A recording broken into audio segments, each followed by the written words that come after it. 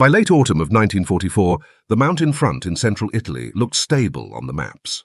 The Allied arrows along the roads and river valleys crawled north by a few hundred yards a day. Behind them, the rear camps were pushed forward almost as slowly, until the word rear had more to do with paperwork than with safety. One of the reserve regiments of the 36th Infantry Division had been planted exactly on that blurred line. On the map, it belonged to the support zone. From the far side of the ridge to German artillery, it was already close enough. The camp lay in a shallow hollow between two slopes. Tents, wooden crates, and fuel drums were scattered rather than lined up. The barbed wire only closed off half the perimeter, as if no one had decided whether it was worth finishing. Many soldiers still wore the worn training boots they had marched in back in the States. Officially, the regiment guarded supply routes and road junctions. The real attacks and the real danger, the orders said, were the business of the units up front. Over time, the reservists learned to treat their position with a half-serious, half-joking attitude. They were needed, but not fully trusted. They were in the war, but not quite in the war.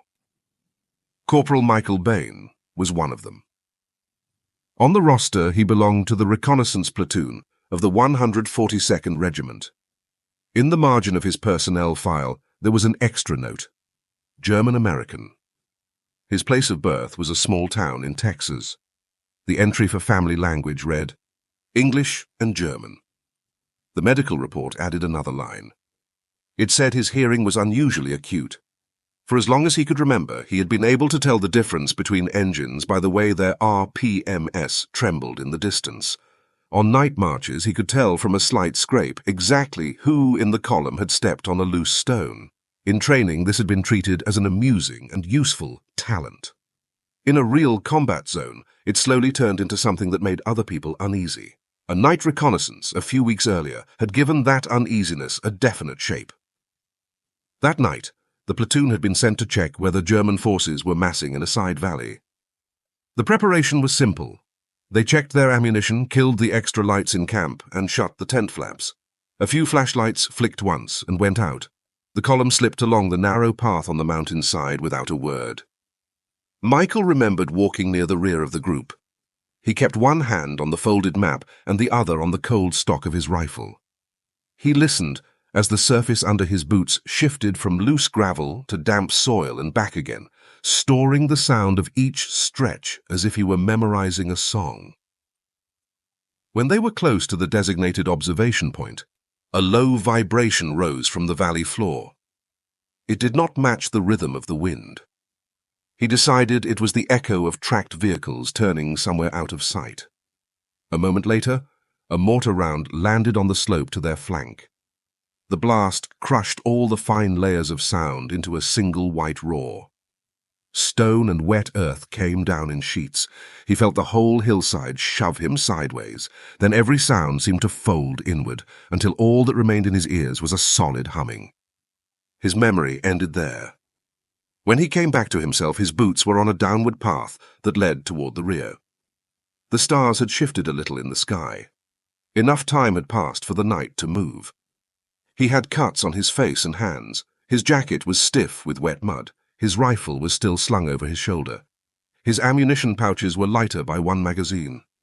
He remembered bracing a hand on the rock wall and feeling his way downhill, one step at a time. In the distance, the camp lights made a thin, steady line against the dark. He could not remember how he had gotten away from the blast site. He could not remember whether anyone else had been walking with him. When he staggered into the arc of light at the outer picket post, the sentry raised his weapon first. Only after a second look did the man recognize the number stenciled on Michael's uniform. He lowered the rifle and took Michael by the arm toward the medical tent. Everything written down after that night pointed to one simple fact. More than one man had left the camp with the reconnaissance patrol. Only Michael Behn had walked back in. He could give a fairly clear account of the route out and the area where the explosion had taken place. He had no memory at all of what had happened afterward. The medical officer's report used phrases like concussive transient amnesia and acute stress reaction. Those were the official explanations for the gap in his memory.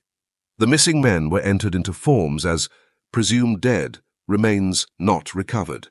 The words were neutral and calm. The rumors in camp were simpler. Some said he had led the patrol astray in the dark. Some said he had lost his nerve as they drew near the German line. A few, in private, wondered whether he had somehow bargained his way into being the only one to survive. For Michael, the hardest part was not the guessing voices.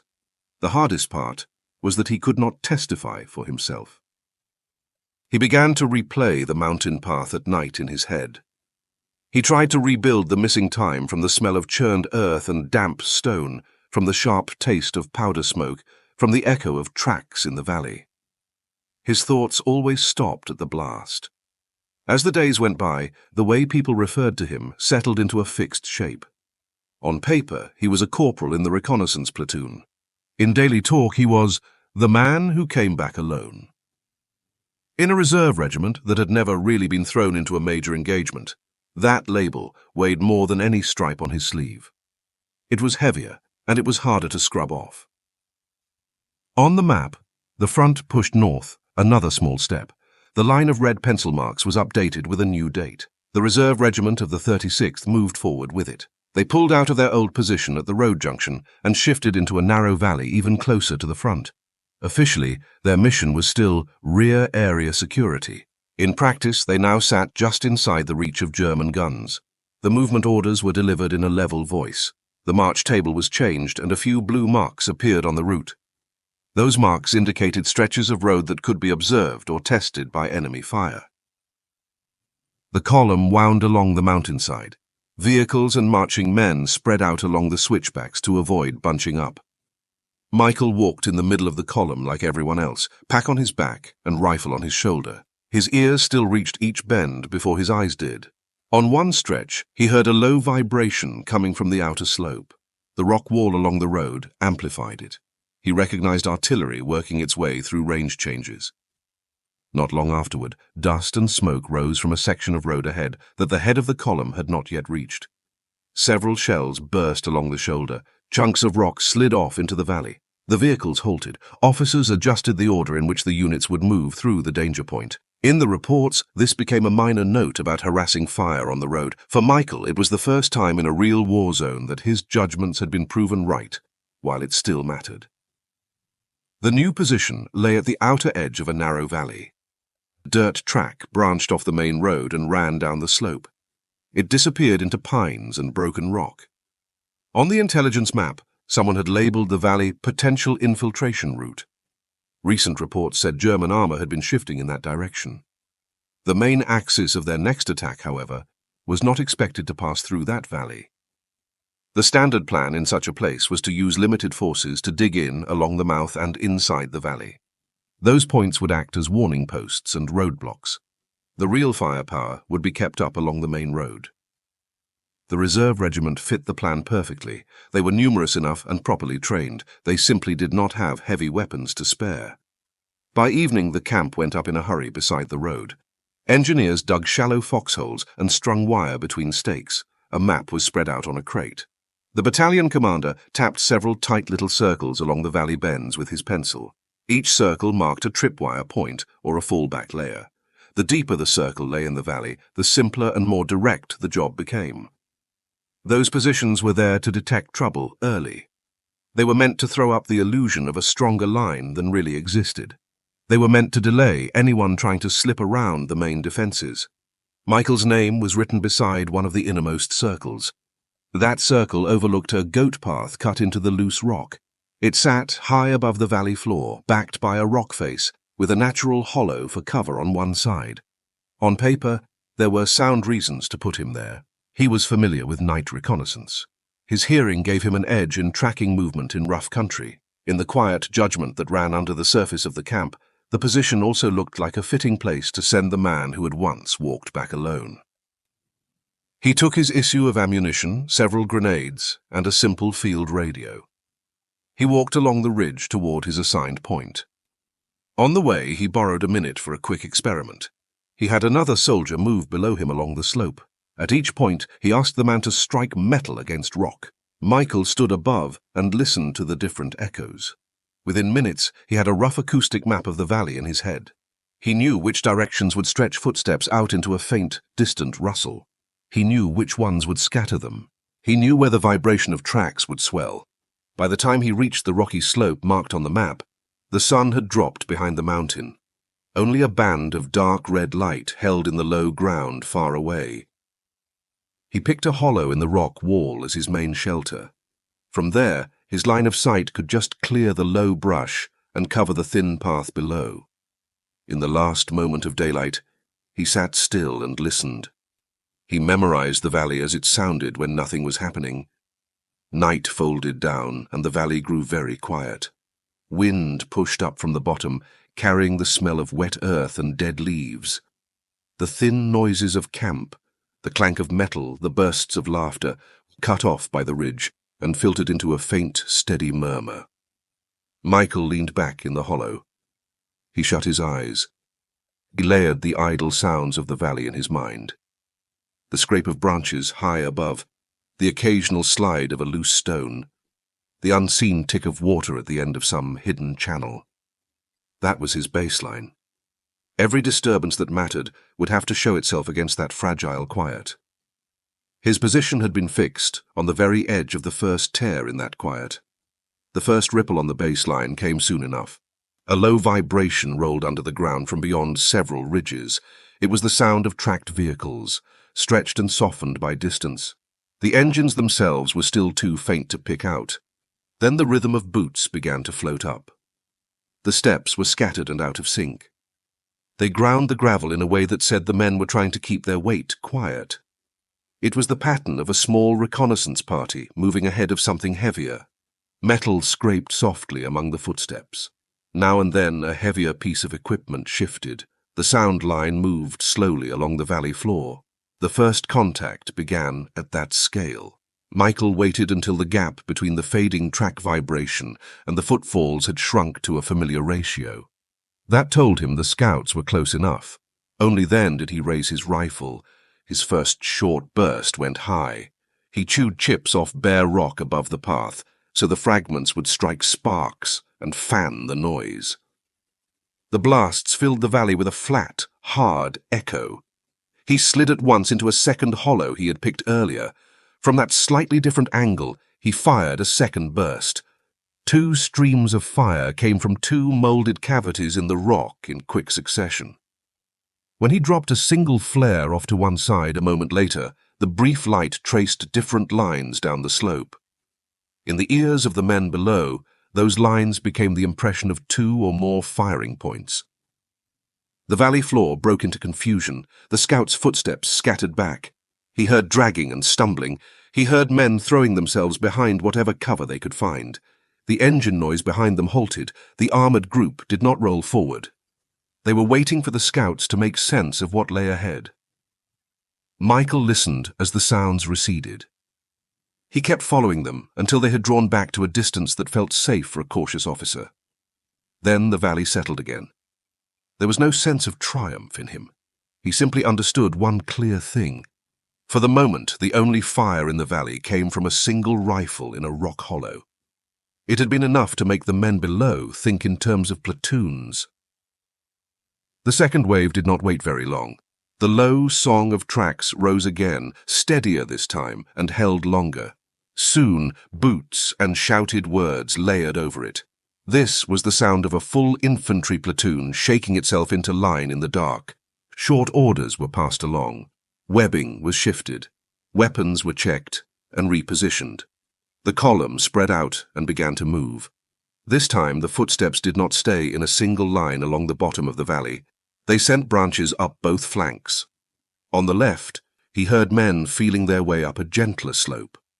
On the right, others hugged the low ground, guarding machine guns and mortars in the center. He fired the second time, according to the measurements he had taken in daylight. He put one burst out toward the right front. He aimed at bare stone he knew would throw the sound back hard. Then he slid again, this time into the brush on the left. From there he fired another burst, higher, so the rounds would chew into rock faces and spray fragments. He wanted the echo more than the bullets. A grenade arced down into a relatively open patch of the valley floor. The explosion rolled a complete wave of sound across the hollow. In the minds of the men below, the blast, the echo, and the shifting guns tied themselves into a picture of a well-prepared strongpoint. The fan-shaped line of the German platoon shrank. The two wings pulled back toward the center. He heard the noise of wounded men being dragged. They did not retreat far. They halted at a position closer than before. From there, they began to adjust again. Michael's aim for the second wave had been met. The platoon's advance was checked. The cost showed itself in other ways.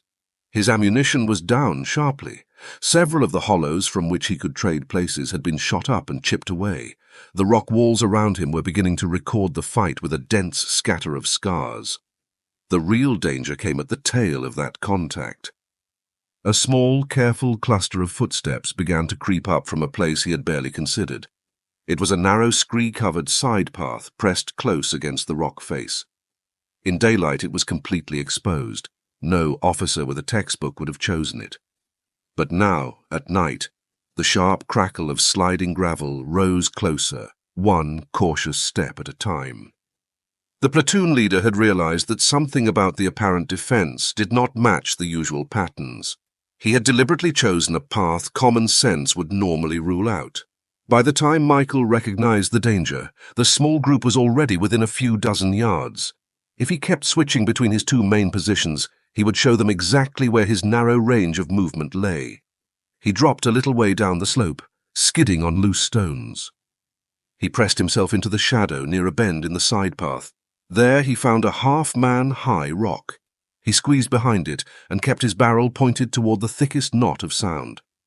The first German boot appeared by the rock. It paused on the stones for a fraction of a second. Michael waited until the man shifted his weight forward. Then he pulled the trigger. At that distance, the short burst had no room to wander. The man fell backward down the slope, knocking more stones loose. Michael used that instant to throw a grenade higher up the side path. He wanted the blast in the narrow center of the route. The explosion bounced between the rock faces. Slides of stone and dirt came down at once. The men behind were forced back. For a while the path had no footsteps at all. The side route had been cut off. The price was carved into the rock and into his own body. He realized he had underestimated the enemy's willingness to use the wrong way up. If that small group had come a few steps farther, they would have found not a line of strong points, but a single man moving too often between them. Several chunks of stone he had counted on as cover had been blasted away. A shard had opened his left forearm. Mud and blood soaked his sleeve and dried there. Tactically, the second wave had been held again. Psychologically, he had been reminded how thin the skin of his illusion really was. By the time the third wave began to push, the night was no longer entirely black. A pale belt of grey showed along the ridge. The sky above the mountain was lifting by shades. The valley outside his hearing was changing too. On the road beyond the mouth, he caught fewer engine sounds. Units were peeling away toward new positions. Inside the valley, the German footsteps did not start over from far back. They pressed forward from the positions they had reached at the end of the second contact. Orders were shorter and harsher. Sections flared out and pulled in again more often. The platoon was trying to map the front of the fire with the least possible exposure. Michael cut his rate of fire sharply. Before each shot, he let his ears sketch a line for him, tracing the path of the men below in space. He only fired when someone stepped onto a line he already knew was deadly. Each short burst was reserved for a point where one man could disturb the whole shape of the advance. He used his remaining grenades to break up concentrations of steps when they began to knot in any one direction. He cared less about how many men each blast hurt than about how far the sound and flash would reach along the valley walls. Distance closed fast. The noise of the men below changed from the rhythm of units to the tangle of individuals. Breathing, cloth rubbing, and the small knocks of weapons all rose out of the general roar. When he could hear men panting and swearing between gritted teeth, he knew some of them had come within 20 or 30 yards. In a night assault, that distance was dangerous for both sides. A few more steps, and a vague shadow turned into a target someone could aim at. His ammunition dropped toward nothing. Only a few magazines lay by his boot. He ran his fingers over them in the dark, out of habit. He assigned each of them an intention in his mind. They were no longer measures of firepower. They were individual chances to change someone else's judgment. The radio spoke rarely now. It carried only confirmations of withdrawal and roll call questions. That told him the higher echelons had accepted that the valley posts would have to judge for themselves. No fresh troops would be sent into that hollow. In Michael's ears, 3 different lines moved forward at once. Daylight crept down the slope. The enemy came closer. His ammunition ebbed away. The brighter the sky became, the less room he would have to hide the truth with sound. The closer the Germans came, the less effect anyone shot would have on their beliefs. The fewer bullets he had, the more each pull of the trigger turned into a risk. Somewhere in the latter part of the third exchange, he understood something entirely. He was no longer defending just a patch of rock and a point on the map. He was holding open a retreat route for columns of vehicles and wounded men strung out along the road above. At that same edge, the German pattern changed again. The distant track vibration returned, now with a slow, steady push forward. Orders snapped into a sharper rhythm in one particular sector. The boots in that area picked up tempo at around 20 yards. The armored company was being readied to move. The infantry platoon leader had decided to risk a heavier blow. He meant to punch through the unseen line in a single rush and find out what was really there. The platoon's orders came up from the valley floor with the damp cold, their syllables folded between the rock faces in odd ways. Even so, Michael picked out several words from the training manuals he had read. He knew the leader was assigning roles for the assault. He never saw the officer's face. He followed the man through his voice and through the sounds around it. After each short order, there would be a patch of ground where the boots reacted first and most cleanly. Metal shifted more often in that one piece of shadow than in others. From those small facts, a point in space took shape in his mind. Above them, the third countdown in the valley neared its end. The ridgeline snapped into a hard outline against a solid grey sky. The rocks and tree trunks around him collected their own shadows. On the road outside the valley, the engines were now few and far between. The retreat was almost complete. His remaining magazines no longer lay in a neat row by his foot. They were standing on edge in the grit beside a stone, wherever his hand had put them down last. 2 grenades rested in the hollow where rock met shadow. If the light came any lower, it would be in the valley itself. In that brightness, there would be no hiding the true size of the force on the slope. The assault came without much preamble. There was no long drum of covering fire. A brief flash of muzzle flicker ran along the valley floor, then the storm of boots drowned it. This time the men did not try to hide their weight. An entire platoon rose at once and drove its momentum up the slope. Gravel slid down in sheets under them. They did not shout loudly. The words they used were short and bitten off. Those syllables, bound together with the rush of breath and the clash of gear, built up a hard, forward-leaning pressure. Michael waited in his shelter for the first shapes to come within his planned distance. He did not fire at once. He understood that in such density a broad spray would throw several men down. It would not change the story, those men told themselves. They would still believe that the fire came from a line of guns. He wanted to break something else. When the order voice rose a little higher above the roar for the first time, he caught the change. After a barked "forward," the right-hand cluster of boots beat a cleaner, tighter rhythm. That was where the platoon leader and his immediate escort were. A moment later, a shorter command came from almost the same spot. The interval between the 2 words, the way the nearby boots shifted, the path the echo took from one rock face to another, all pointed to a single strip of ground. He did something that cut across instinct. He held back. He did not rake the front of the charge with what he had left. He let the boots come closer. He let the shouting and gasping crawl up to within 20 yards of his stones. He lifted his rifle with care. He aimed not at the thickest cluster of steps, but slightly apart, at the empty air where the orders were born. He fired the last magazine in a single short, hard train. The muzzle flash stitched the hollow with a brief orange stain, then his weapon went still.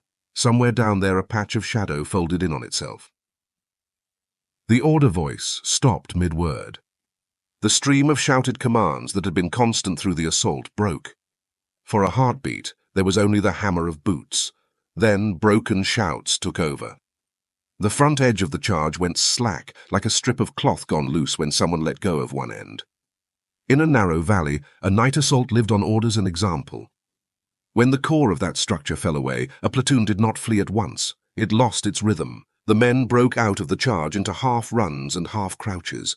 Each man looked for cover and for targets in his own small circle of vision. Hesitation in such a piece of ground grew larger with each rock. The rush that had been meant to cross the danger zone in seconds broke into several staggered pushes and halts. That delay weighed differently on two sets of scales. For the platoon in the valley, it was a pause to get their breath and reorient. For the units along the ridges and roads above, it was much more. At the mouth of the valley, the American reserve companies had already carried out their withdrawal plan. Light and heavy weapons had been peeled away and set up again along a temporary line farther back. Farther still, the division's artillery batteries had spent the night adjusting their arcs. They used spotty reports from the valley and whatever observation had been possible in the dark. They now laid down a shifting pattern of fire over the exits from that low ground. What they needed was a moment when the enemy's spearhead was uncertain. They needed the armored group to still be waiting in the rear. They needed the men in the valley to stop long enough for the guns to mark them. The short assault had become a muddled halt among the rocks. The German platoon dug itself into whatever hollows it could find on the slope. They tried to identify the source and size of the fire ahead. The tank engines kept idling out of sight. They never received a clean report that it was safe to roll into that terrain. Higher up, caution had its own inertia. No commander of an elite formation liked to drive armor into a twisting mountain cut without a clear picture of the defensive line. The incomplete impressions from the first probes, plus the sudden break in the latest assault, tilted their judgment toward the safer assumption. The safer assumption was that some odd, well-designed defensive net was waiting ahead. Just then the daylight completed its descent into the valley. The ridge above no longer floated like a dark bar. It became a solid line with branches and boulders attached. The rock face and the tree trunks picked up clean edges of light and shadow. Michael looked down at his hands. The mix of dirt, drying blood, and powder on his fingers darkened as the contrast grew. He had no more bullets. He had no more intact cover within easy reach to move to. The radio gave a short request for a status report. He answered with a single word that meant the enemy had paused. Then he set the handset aside. Some time later, the first shells fell near the valley mouth. The blasts sounded heavier in daylight. They wore a harder edge in the clear air. Out beyond his sight, the engines of the armored column began to draw away. The continuous rattle of tracks over stones stretched out into a long, fading echo. For the division that owned those tanks, the episode became a note in a line report. In some valley, they had met stiff resistance. The ground was bad. Enemy fire dispositions were unclear. The attempt to break through had been postponed. For the retreating reserve regiment and the main force streaming down the roads behind, that postponement meant something else. It meant the flank did not split open that day. When the search party from the American side came along the ridge into the valley again, the sun was already halfway up the slope. Dust from the bombardment drifted thinly in the air. The rocky slope was cut and pocked with fresh scars. Shallow craters bit into it. Shards of stone had sheared away and slid down. They found Michael near his original hollow in the rock. He was sitting with his back against the wall, head tilted slightly forward, as if he had dozed off after a long watch. His uniform was clogged with dirt, blood, and powder. The sleeve on his left arm had dried into a brittle shell. Around his boots, empty magazines lay scattered. The pattern of where they had fallen suggested a man who had changed positions again and again. In an inside pocket, tight against his ribs, they found a small, damp piece of paper. It had been torn out of the back of a notebook. Sweat had soaked it and dried again. The page had been crumpled and then flattened. The ink had bled in places. The note was written in a mix of English and German. In the first few lines, he wrote that he still could not remember everything that had happened after the explosion on the mountain road. The last line was clearer. In it, he said that for this one night, he knew what he was doing. He knew what ends he was willing to be responsible for. The note had no legal weight. It could not settle an inquiry. It was simply one man's effort at the edge of what he could stand to impose some kind of order on himself. In the weeks that followed, the lost patrol on the earlier mountain road was reviewed again. New circumstances made the old file worth another look. As intelligence reports and prisoner interrogations accumulated, they filled in the missing pieces. It turned out that enemy guns really had been laid on that path in advance. A preset pattern of fire and some stray rounds afterward had almost certainly broken the reconnaissance group apart in a few minutes. Under that light, the medical officer's judgment that a blast-induced gap in memory had erased those minutes looked more solid. It did not restore the missing men. It did weaken the theory that he had led them astray on purpose. In the file, a clerk changed the note beside Michael's name. The word suspected went away. In its place, someone wrote, "Cause unknown, presumed related to combat stress and injuries." No one announced the change aloud. It simply made the shadow on the paper a little lighter. The change in the camp itself did not appear in any document. Rumors wore themselves out on their own. New battles, new losses, and new worries pushed their way into the space that gossip once occupied. The story of the valley settled bit by bit into a fixed shape in casual talk. In one of the forward warning posts of a reserve regiment, they would say, a corporal had used a night's worth of false fire to hold back the advance party of an armoured group. He had forced them to wait and to rethink their breakthrough. Sometimes they used his name when they told it. Sometimes they did not. Some details were inflated, others were left out. What remained steady was narrow. When the rear units had not yet all fallen back, there had been a point in that valley that did not give way. For a while there had been someone there.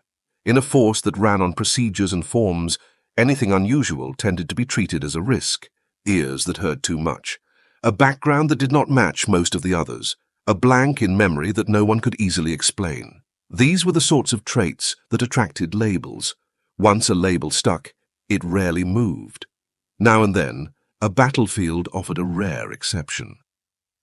Under a certain pressure, a person's difference could line up exactly with what the situation demanded. For that span of time, the difference stopped being a problem and was allowed to count as a skill. The reserve regiment never took a grand place in the histories of the war. Its number appeared mainly alongside notes on supply and road security. Only one comment in one volume mentioned that it had, for a time, held up an armoured group in a valley and forced a change in the enemy's timetable. For those who studied campaigns, that comment was just another point on a grid, date, and a set of coordinates. For the man it concerned, that night cut a line between two selves. Before it, Michael Behn had been the one who came back alone. After it, he became the man who had once stood alone across a road. He never spoke in any formal setting to clear his name. He received no medal made up for the occasion. What changed was how he figured himself in his own mind. The small, damp note in his pocket was like the bullet marks and shattered stone in the valley. It recorded how a man moving under suspicion had, for a limited time, found one place he could stand. To the people who filed reports and boxed them, these events never really connected. They were items from the same front, nothing more. In the memories of the few soldiers who had walked those slopes, the logic was simpler. There had been a time when nearly everyone kept a private doubt about one man. At that same time, the route out for the whole regiment had rested for a while in his hands. That fact did not need further explanation. It was enough on its own.